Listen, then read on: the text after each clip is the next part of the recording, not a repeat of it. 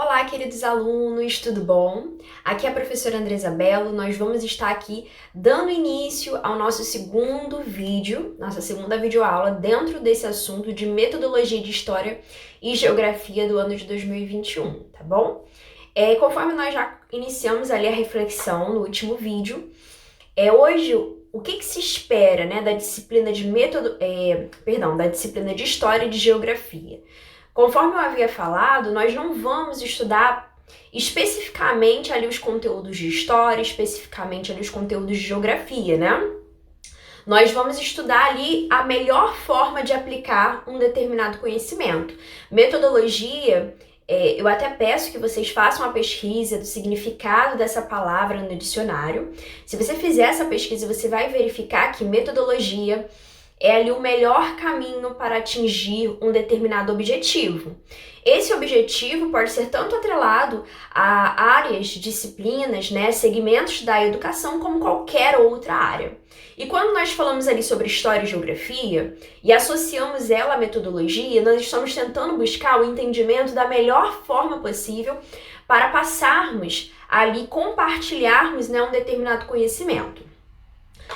Hoje, né, nós temos ali, né, alguns documentos que nós já estamos estudando desde do vídeo passado, né, que seriam ali os PCNs, né, os Parâmetros Curriculares Nacionais. Nós temos ali as diretrizes, né, os DCNs, e nós temos também ali a nossa BNCC, que é a Base Nacional Comum Curricular, tá?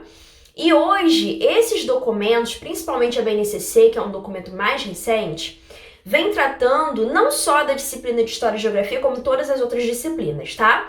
Mas como nós estamos estudando nesse vídeo História e Geografia, eu vou vincular tudo aqui à História e Geografia, tá?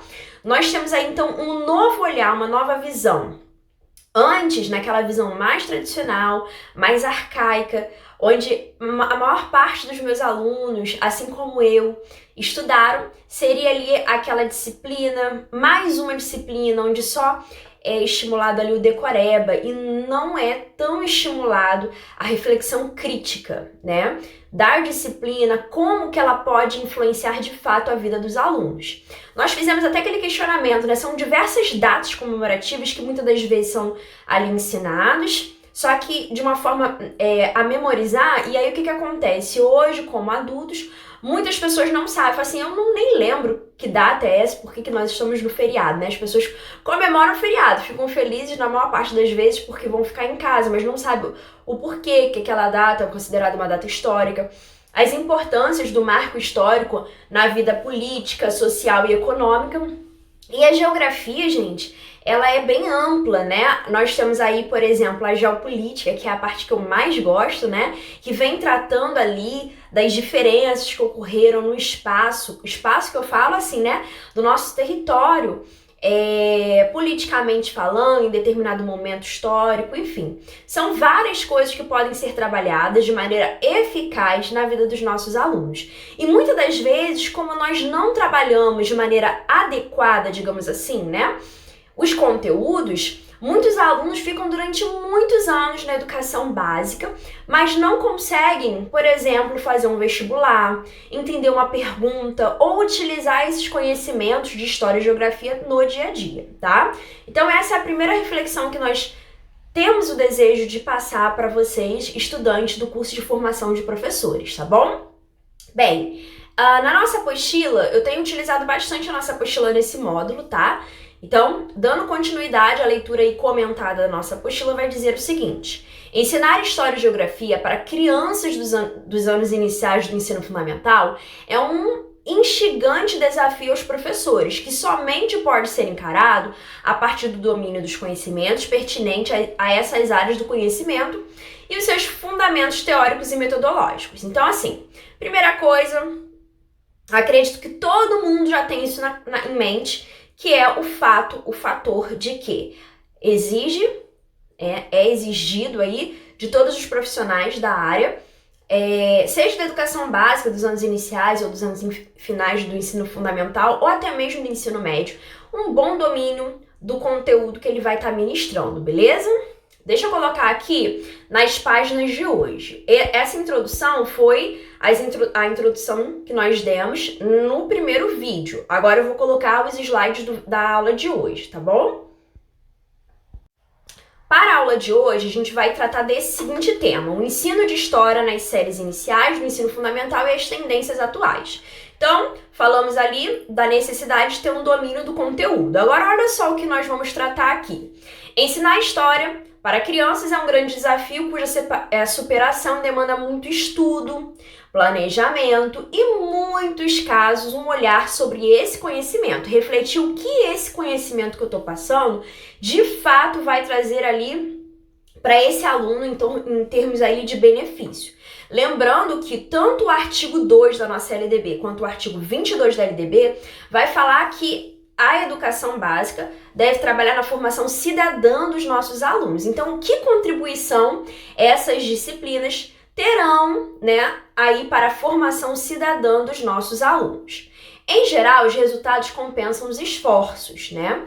Na década de 1990, no Brasil, consolidava-se a divisão dos estudos sociais, que até então englobava as disciplinas de História e Geografia em suas áreas específicas. Eu acredito que muitos alunos aqui devem ter estudado os estudos sociais, que trabalhava ali conteúdos de História, de Geografia, com esse tema, né, de disciplina, estudos sociais, estudos da sociedade.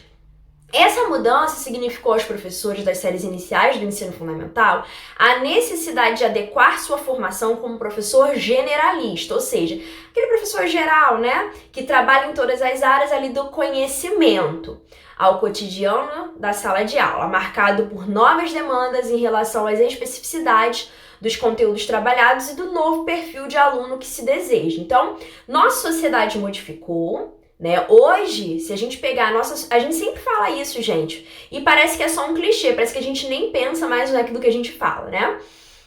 A gente sempre diz que a nossa sociedade modificou e a geração também. As crianças que nascem agora são totalmente diferentes da nossa época. E na nossa época já tinha um grito ali, né, de meu Deus, por que eu estou estudando isso? Qual é a utilidade de eu estar estudando isso aqui, né? Muitos alunos não gostam ou não gostavam de História e Geografia e levaram esse ranço, como diz aí, né, a palavra nova adotada aí pela nova geração, ranço, né, por determinadas disciplinas, não porque elas não gostem, mas porque elas não tiveram, de repente, ali a oportunidade, de fato, de aprender o que é, de fato, a História e a Geografia, por exemplo, né? Bem, os documentos norteadores desse período de transição foram os Parâmetros Curriculares Nacionais de História, que foram ali os PCNs que já começam ali a trazer um novo olhar. Então, assim, há uma modificação de pensamento, né, com os PCNs, mas é algo mais recente, né, ali da década de 90, finalzinho da década de 90. Que ofereciam ali as referências metodológicas e a organização e a seleção de conhecimentos para que as escolas estruturassem o conteúdo que seria ali ensinado. No documento, encontramos os objetivos gerais do ensino de História para o ensino fundamental, ali nesse primeiro ciclo. Quais são esses objetivos fundamentais que estão ali listados no nosso PCN? Teria ali, ó, o primeiro item, tá? Vou tentar colocar aqui a minha canetinha. Deixa eu ver se vai atrapalhar aqui a visualização na tela. Ó, primeiro item, ó, identificar o próprio grupo de convívio. Quer dizer, existem outros grupos, mas identificar o nosso próprio e as relações que são estabelecidas dentro do nosso território em relação a quê? Ó, em relação aos tempos, que é o tempo histórico. Deixa eu ver se a canetinha vai, ó, e espaços, tá?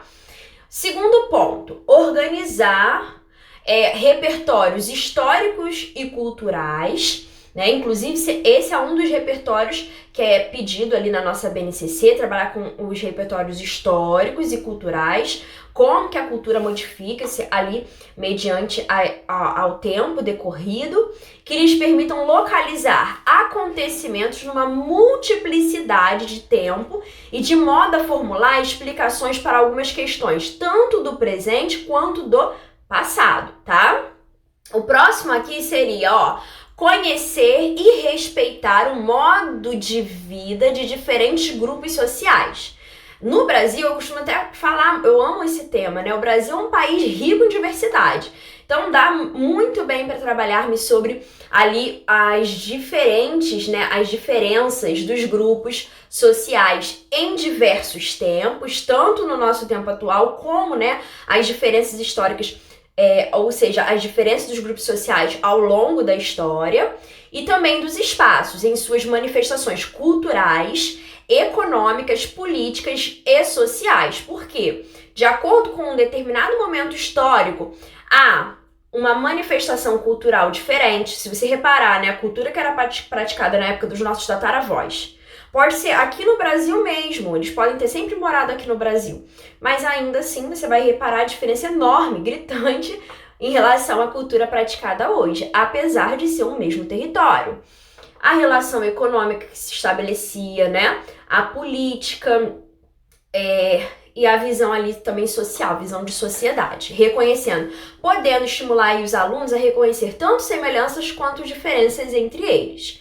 O próximo ponto do nosso PCN seria ali, ó, reconhecer mudanças e permanência nas vivências, humanas. Aquilo que modificou, aquilo que permaneceu, presentes ali na sua realidade e em outras comunidades próximas ou distantes no tempo e no espaço.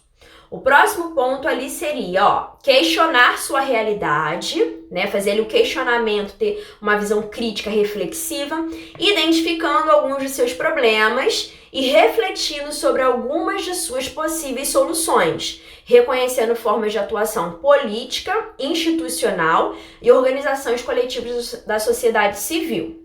E aqui, ó, utilizar, né, métodos de pesquisa e de produção de textos e conteúdos históricos, aprendendo a ler diferentes registros escritos, iconográficos, sonoros, valorizar o patrimônio, né, sociocultural e respeitar a diversidade, reconhecendo-a como um direito dos povos e indivíduos e como um elemento de fortalecimento da democracia. E uma coisa que eu gostaria até de ressaltar aqui é o seguinte: hoje, a maior parte da sociedade não sabe como fazer uma pesquisa histórica, né? Uma pesquisa ali geográfica, uma pesquisa com uma fonte segura sobre o desenrolar da cultura, por exemplo, brasileira, da economia, da visão de como que aconteceu e acontece a política. Poucas pessoas de fato entendem sobre a política, né? Nós temos muitos achismos, né? Principalmente nesses últimos momentos, né? Esses últimos conflitos aqui no Brasil. Nós temos visto que nem todo mundo de fato que fala, que grita, que vai a manifestações, de fato conhece política. Não estou falando todos. Muitos ali são capacitados. Mas será que essa é a realidade de todo mundo da sociedade? Eu gosto de me apegar à fala muito ali de Libânio, porque Libânio fala: como que eu vou convocar uma sociedade a lutar pelos seus direitos se eles não conseguem entender o seu papel na cidadania, se não conseguem entender o seu papel ali cultural, né, a evolução cultural, a evolução econômica, política e social do seu próprio país. Então, muitas das vezes a pessoa só está seguindo o que é proposto a ela, mas ela não consegue ali refletir e questionar o motivo pelo qual ela está levantando determinada bandeira, tá? Então, a gente repara muito isso na nossa sociedade. Bem, observando os objetivos tratados, percebemos que a história deve partir do local até chegar ao global. Então, assim, o ideal é que nós venhamos a conhecer muito bem o nosso local, né, que é uma questão micro, para aos poucos, né, progressivamente, explorar o global. Porque tanto a disciplina de história quanto de geografia, nós podemos conhecer a nossa localidade muito bem, né, e também podemos conhecer, né, por exemplo, nós temos ali a história geral e a história do Brasil. Então, vai tratar ali de todos os elementos históricos, políticos e culturais do Brasil, especificamente do Brasil, e o outro vai tratar de uma maneira geral, ou seja, numa visão mundi. Então, o ideal é que a gente sempre parta ali do local para o global. E nesse percurso, o aluno deve apreender, né, conceitos e conhecimentos que permitam o desenvolvimento do respeito à diversidade, da cidadania e à autonomia, a compreensão ali das diferentes temporalidades, né, de tempos, para reconhecer ali as mudanças e permanências que constituíram a configuração da realidade presente, tá? Lembrando que isso aqui não é a opinião da professora Andressa, isso aqui foi retirado da nossa apostila, que é baseado ali tanto nas diretrizes, quanto nos parâmetros e quanto na BNCC. Então, assim, em alguns vídeos anteriores, como o meu vídeo ele fica exposto aqui no YouTube, algumas pessoas que não são ainda meus alunos, né, às vezes perguntam, professora, mas isso aí você tirou da sua cabeça e tal. Não, isso aqui foi retirado de uma apostila que foi elaborada por uma equipe pedagógica, baseada ali nas diretrizes, nos parâmetros, na BNCC, com a visão de contribuir, né, para a formação dos nossos alunos, né? Então todo mundo é muito bem-vindo a assistir esse vídeo, mas para ter só essa separação, né? Aqui não foi a opinião da professora Andressa Bello, apesar de eu concordar com essa visão, né? Aqui foi retirado a visão, a gente está estudando inclusive muito aqui sobre traços e trechos dos parâmetros, tá ok? É o que é cobrado hoje em concurso, tá? Então, olha só, nos PCNs, os anos iniciais do ensino fundamental, eles são divididos em 2 ciclos, sendo o primeiro composto pelo ensino fundamental, já é de 5 anos e a nomenclatura não é mais série, sim ano, tá? Lembrando que o curso de formação de professores que hoje vocês estão aí se formando, vai habilitar vocês a trabalharem nos anos iniciais, tá? Do ensino fundamental e em toda a educação infantil, tá? O eixo temático, os objetivos do ensino de história e as propostas metodológicas e os critérios avaliativos vão diferenciar, né? Vão diferir para cada ciclo. Para o primeiro ciclo do ensino fundamental, o eixo temático é a história local e do cotidiano. É o primeiro ciclo, é o momento onde vocês que estão fazendo aí o curso de formação de professores vão trabalhar. E nesse sentido é importante escolher conteúdos a partir do tempo presente, mas que permitam conhecer diferentes histórias relacionadas aos espaços de vivência dos alunos, tá bom? Ficou claro essa parte? Tá?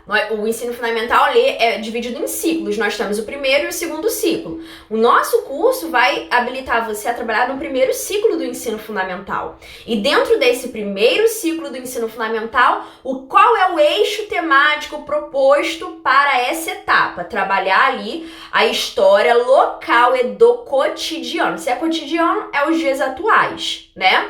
Aí tá até falando ali, ó, é importante, ó, vou até grifar isso aqui, que é importante você grifar isso no seu material. E eu, inclusive, falo, gente, não joga o material de vocês fora. Quando vocês se formarem, ou até antes, você já passou num concurso e vai utilizar isso aqui para você poder estudar. Muitos alunos nossos já passam ali antes mesmo de terminarem o curso, porque tá estudando, tá guardando todo esse material para poder tirar dúvidas futuramente, tá? Então, olha só, aqui, ó, para o ciclo, tá?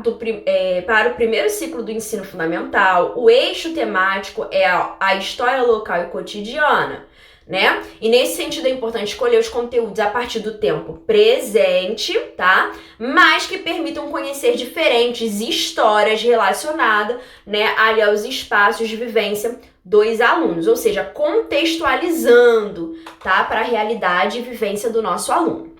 Bem, defende-se que, quando o professor trabalha a história local, permite que o aluno perceba como sujeito histórico, né? Paulo Freire adora essa expressão, sujeito histórico, ou seja, eu sou ativo, eu sou importante para a modificação da minha sociedade e eu sou histórico. Por quê? Porque eu estou modificando e influenciando a minha história, o momento em que eu estou inserido. E compreenda que as histórias individuais fazem parte da história nacional, tá? Fonseca ele vai dizer o seguinte, ele vai afirmar que uma das características que confere caráter científico ao conhecimento histórico e, consequentemente, ao seu ensino, é a sua natureza coletiva que o separa da memória. Porque memória é algo individual, é minha memória, é minha lembrança, só que aqui é uma memória coletiva, aquilo que registra algo de uma sociedade que é composta por mais de uma pessoa. Nesse sentido, ainda que se trabalhe com histórias individuais, deve-se ter a clareza de que o conhecimento histórico é, por sua própria natureza produzido e compartilhado coletivamente, tá? E que a história deve ser estudada como uma atividade social, ainda que trabalhe em algumas questões individuais ou de percepções individuais. É importante então dizer que a história ela trabalha sobre algo que acontece no coletivo, no social. Portanto, o que os PCNs, né, os parâmetros propõem para o ensino de história no primeiro ciclo das séries iniciais é que não sejam priorizadas apenas a história dos heróis, mas também a história das pessoas comuns que vivem na sociedade, estabelecendo ali relações sociais e produzindo práticas e representações. São objetivos do ensino de história listados aí pelos PCNs, né, pelo Parâmetro Curricular Nacional. Comparar com acontecimentos históricos, reconhecer semelhanças e diferenças, a gente até leu sobre isso aqui, né? Conhecer o modo de vida de um grupo, por exemplo, indígena que viveu ou vive na região, identificar diferenças culturais entre o modo de vida e de sua localidade e da comunidade, por exemplo, indígena, identificar diferenças entre o passado, entre o presente e o passado, entre o passado e o presente, identificar fontes históricas e fontes de informação, tá bom? Quais os objetivos, para finalizar nossa aula, quais os objetivos de estudar História e Geografia? Então aí, o objetivo é formar indivíduos críticos e aumentar o poder de reflexão sobre sua própria realidade. Eu só vou questionar, só vou saber se essa política, esse momento histórico, essa cultura, ela é de fato, por exemplo, boa, benéfica, se eu tiver conhecimento histórico. Ali a capacidade de criticar e refletir, questionar sobre algo. De acordo com professores de História e Geografia, estes são alguns dos benefícios do estudo dessas duas disciplinas. Isso aqui foi tirado de uma entrevista da Escola Nova, tá, gente? Essa parte aqui não tá na nossa apostila, mas eu retirei de uma entrevista bem bacana que a revista Escola Nova propôs para alguns professores de História e Geografia, tá? Então, olha só, acredita-se que o conhecimento histórico proporciona ferramentas de leitura de mundo. As crianças, elas podem muito cedo ter chaves para interpretar o mundo ao redor e o conhecimento histórico faz isso. História, né, assim como a geografia, leva os alunos à reflexão, refletir muito sobre seu espaço, entender de que forma ele atua na sociedade e de que forma ele passa a atuar. É extremamente importante, pois leva o indivíduo a ser mais crítico, pensar sobre seu espaço, refletir sobre esse espaço.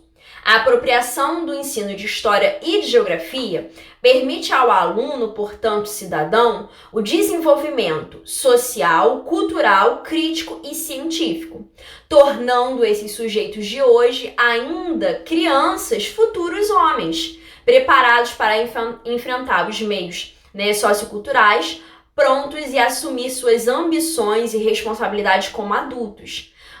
Para isso, faz-se necessário uma metodologia capaz de promover o educando, afirmando-o como ser sócio-histórico e torná-lo agente de suas práticas, tá ok? Bem, gente, a nossa aula de hoje vai terminar por aqui. Esse foi o último slide, foi até um slide a mais. Eu espero que vocês tenham gostado muito, tenham compreendido a nossa aula. Eu vou estar aqui online, disponível para vocês dentro do nosso dia e horário de aula, tá? Eu falo assim porque eu dou aula para outras turmas.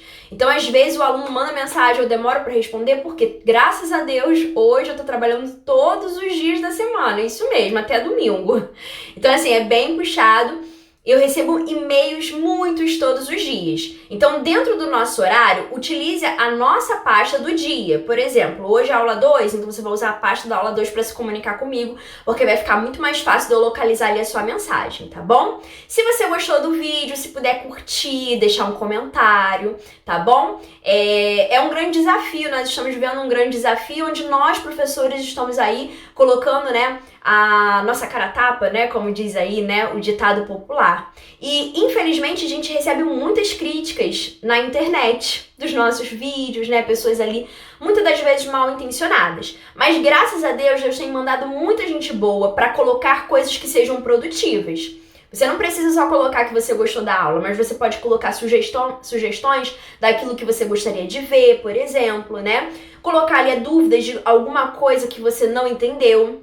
Ou mesmo colocar ali um elogio, colocar algo que você não tinha parado para pensar.